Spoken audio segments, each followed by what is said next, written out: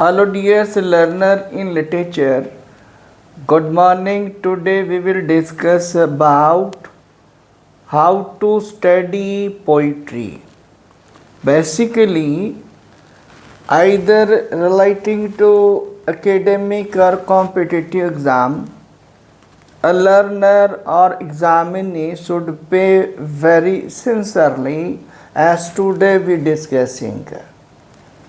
It's very important. I generally say it's not important. The way of work is very important. Work is not important. The way of work is very important. That means how to minutely study.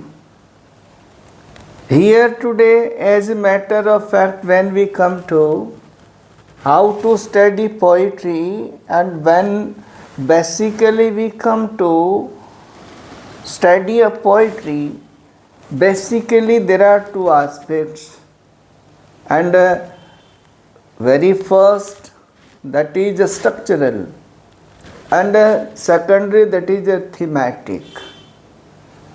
And now today we are just discussing about the thematic part. Thematically, when we come to analyze the poetry, that means supplementarily thematic part we have to study very carefully. And when on the basis of a viewpoint and the matter, we come to discuss. That means thematically there are two aspects.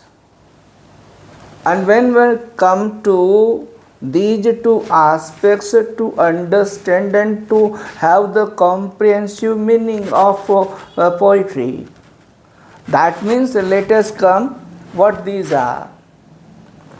When we come to very first side of a thematic part, that is called formal, alternatively objective, in other words impersonal or external, and on other side second one, that is informal and subjective, personal and internal.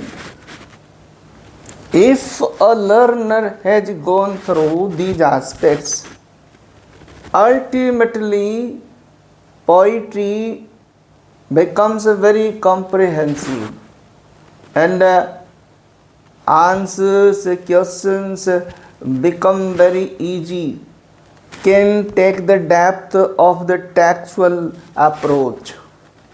Or when we come to poetry, poetry itself is the fabrication of imagination.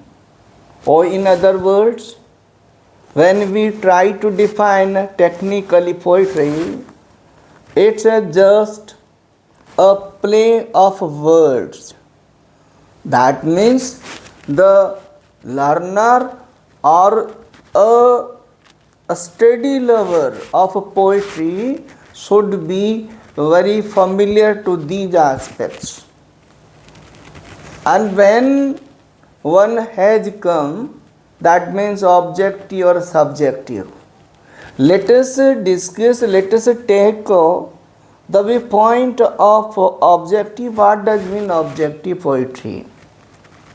Objective poetry means when poet detached observer.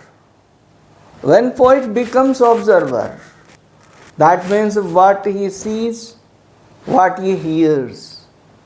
And objective poetry that runs with objectivity, it's just related to eyes and ears.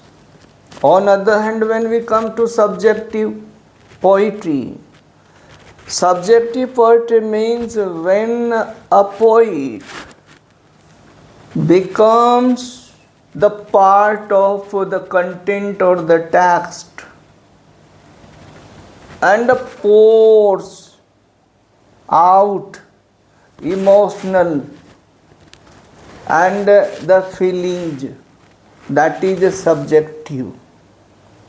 And hence, when one has known subjective and objective poetry, it will very easy to go to the depth of the writer, means a poet. It is also very, very tough to go to the depth and the wit of the poet. And a certain critic also says, when one can't deal and go to the depth or the wit of the poet, it will be very injustice to the poet. Now, comparatively, when we come to objective and subjective poetry, it's very clear. And now, just after having known these two aspects at the thematic part, I hope the learner will go through inch by inch textual approaches and ideas. It will be very helpful for the purpose of exam or academic. Okay, thank you for watching.